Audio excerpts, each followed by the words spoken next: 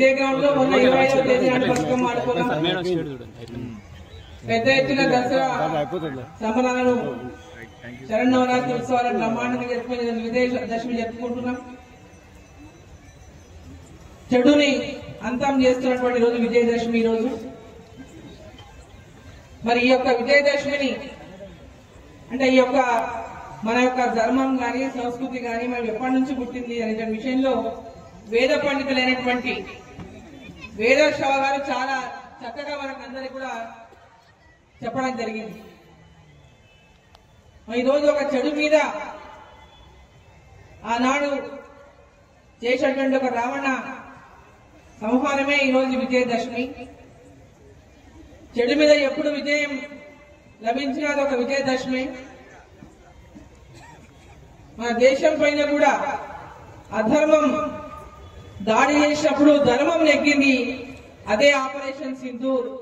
మరి ఈ సంవత్సరం ఆపరేషన్ సింధూర్ ద్వారా కూడా ఈ సంవత్సరం భారతదేశానికి మర్చిపోయినటువంటి రోజు అది. మరి ఈరోజు ఎప్పుడు అధర్మం పైన ధర్మం గెలుస్తూనే ఉన్నది.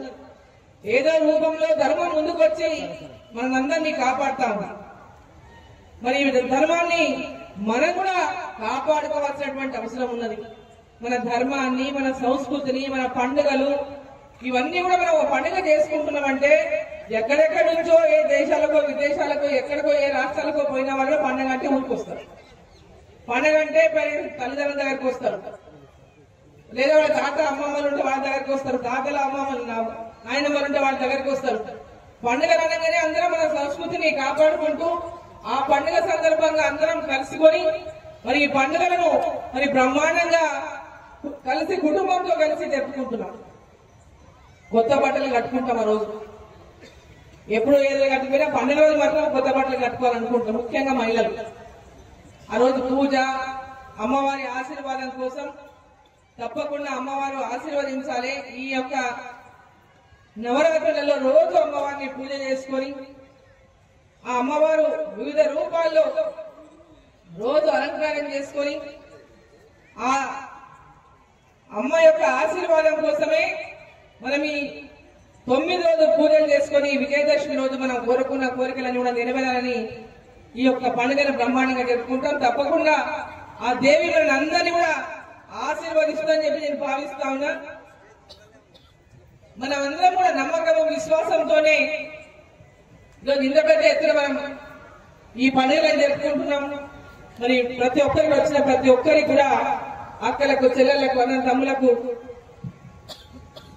పండుగ సందర్భంగా, దసరా పండుగ సందర్భంగా అందరూ కూడా హృదయపూర్వకంగా శుభాకాంక్షలు తెలియజేస్తూ అందరి జీవితాల్లో అమ్మ విజయాన్ని అందించాలని వారు కోరుకున్న కోరికలు తీర్చాలని చెప్పి కోరుకుంటూ దసరా శుభాకాంక్షలు తెలియజేస్తూ సమయం లేదు కాబట్టి ఒక 2 ముక్కల్లో నేను చెప్తాను.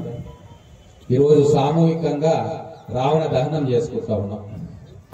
దీనికి అర్థం పరమార్థం ఏంటంటే 10 తలల రావణాసురుణ్ణి ఊరందరి సమక్షంలో ఒక పెద్ద ప్రతిమ పెట్టి పిల్ల పాపలు పెద్దలు చూస్తుండగా ఎందుకు దహనం చేస్తామంటే రావణుడి 10 తలలు మనలో ఉండే 10 దుర్గుణాలకు సంకేతం. అవి ప్రతి సంవత్సరం కూడా ఎంతో కొంత మన శరీరంలోకి అవి ప్రవేశిస్తాయి, మన మనసులోకి ప్రవేశిస్తాయి, మన మెదడులోకి ప్రవేశిస్తాయి. కాబట్టి వాటన్నిటిని కూడా ఈ దసరా పండుగ సందర్భంగా సామూహికంగా వాటిని దహనం చేయాలంటే మన శరీరాన్ని క్లీన్ చేసుకోవాలి, శుద్ధి చేసుకోవాలన్న ఒక ఆలోచన. అలాగే మన పురాణ ఇతిహాసాల్లో చెడు మీద మంచి గెలుపును తరతరాలుగా తెలిసేటట్టుగా చేయాలని అందరం కలిసి ఐక్యంగా ఈ ఉత్సవాన్ని సామూహికంగా గతంలో ఎన్ని గొడవలున్నా, ఎన్ని ఇబ్బందులున్నా అన్ని మర్చిపోయి కలిసిమెలిసి ఒక పండుగగా ఒక కుటుంబ వాతావరణంలో చేసుకోవాలని, హైందవ సోదరులందరూ కూడా ఐక్యంగా ఉండాలని, ఇన్ని రకాల ఉద్దేశాలతోటి ఈరోజు ఈ దసరా పండుగను, ఈ రామలీల ఉత్సవాన్ని, రావణ దహనాన్ని ఇంత గొప్పగా చేసుకుంటా ఉన్నాం. అన్ని రాజకీయ పక్షాలకు చెందిన నాయకులు, పట్టణ ప్రముఖులు అందరూ కూడా ఒకే వేదిక మీద కూర్చొని మనమంతా ఒకటే, మన సంస్కృతి ఒకటే అన్న భావన కూడా చాటి చెప్పడానికి ఇటువంటి రావణ దహన కార్యక్రమం ఉపయోగపడుతుంది. కాబట్టి వేలాదిగా మీరందరూ తరలి వచ్చారు. మీ అందరికీ మరొకసారి దసరా పండుగ శుభాకాంక్షలు తెలియజేసుకుంటూ ఈ దసరా అద్భుతంగా జరగాలి. పోయినసారి అమ్మవారి దీవెనలు మన మీద నిండుగా ఉండే, వర్షాలు పడ్డాయి, మనకు అనేక కార్యక్రమాల్లో అమ్మవారి అండ మనకు దక్కింది. మనకు ఇంజనీరింగ్ కాలేజ్ వచ్చింది, IIIT వచ్చింది, అలాగే అనేక డెవలప్మెంట్ వర్క్స్ కూడా రాష్ట్ర కేంద్ర ప్రభుత్వాల సహకారంతో మనం సాధించుకున్నాం. ఇవన్నీ అమ్మవారి కృప మన మహబూబ్ నగర్ జిల్లా మీద, మహబూబ్ నగర్ ప్రజల మీద, తెలంగాణ రాష్ట్రం మీద గతంలో ఉన్నట్టుగా భవిష్యత్తులో కూడా వారి కృప మనకు మీద ఉండాలని కోరుకుంటూ సెలవు తీసుకుంటా ఉన్నాను. జై తెలంగాణ, జై హింద్. ఇది ఒక హైందవ సాంప్రదాయానికి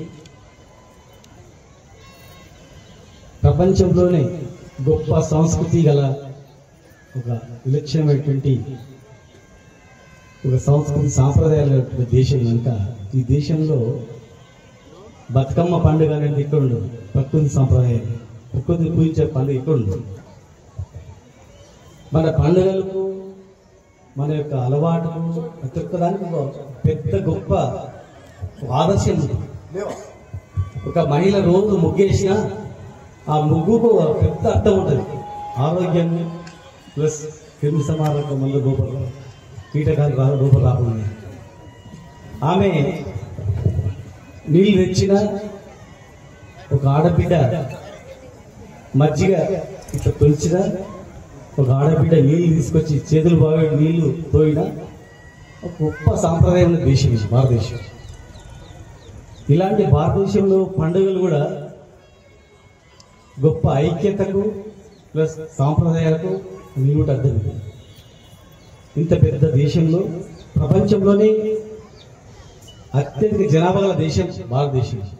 చైనా తర్వాత నెక్స్ట్ మనం రాబోతుంది. ప్రపంచంలోనే అత్యధిక జనాభా గల ఈ భారతదేశంలో మహిళలంటే ఒక గౌరవం, వదిన అంటే ఒక తల్లి లాంటిది, తల్లి చెల్లి కుటుంబం అంటే పెద్ద సాంప్రదాయం దేశం. ఇలాంటి భారతదేశంలో ప్రతి పండుగ పెద్ద అర్థం ఉంది. ఇలా ఈ దసరా పండుగ పెద్ద అర్థం ఉంది. విజయానికి అంటే అవినీతి పైన విజయం కావచ్చు, చెడు పైన విజయం కావచ్చు, మంచి అనేది అర్థం అన్నది. ఇంత గొప్ప రకరకాలుగా పాండవులు ఆయుధాలు దాచవచ్చు, లేకపోతే రావణాసురుని సంహరించవచ్చు. అంటే ఏదైనా చెడు మీద విజయం అనేటువంటి గొప్ప అర్థం. ఇలా ఇంత గొప్ప సంస్కృతి సాంప్రదాయాలు ఈ భారతదేశంలో మనం చేసిన పండుగలను మనం అందరం గొప్పగా జరుపుకుంటాం. ఏ జరుపుకున్నా మనం ఏమంటామంటే అందరూ బాగుండాలి, ప్రతి ఒక్కరు సంతోషం ఉండాలని కోరుకుంటాం. కనుక ఈరోజు ఈ మహబూబ్నగర్ జిల్లా ప్రజలు, తెలంగాణ ప్రజలు, తెలంగాణ అంటే ఒక ప్రత్యేక దేశం.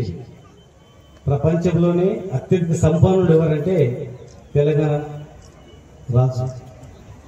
వరల్డ్లో స్వాతంత్రం వచ్చిన తర్వాత కూడా 13 నెలల తర్వాత మనం భారతదేశం విలీనం అయింది.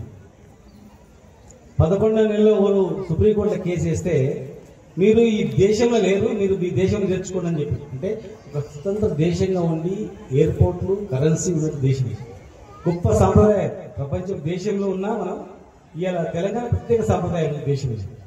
కనుక ఇవాళ మనకు ఎంతో కష్టపడి తెలంగాణ రాష్ట్రం తెచ్చుకున్నాం, ఎంతో కష్టపడి తెలంగాణని సాధించుకున్నాం.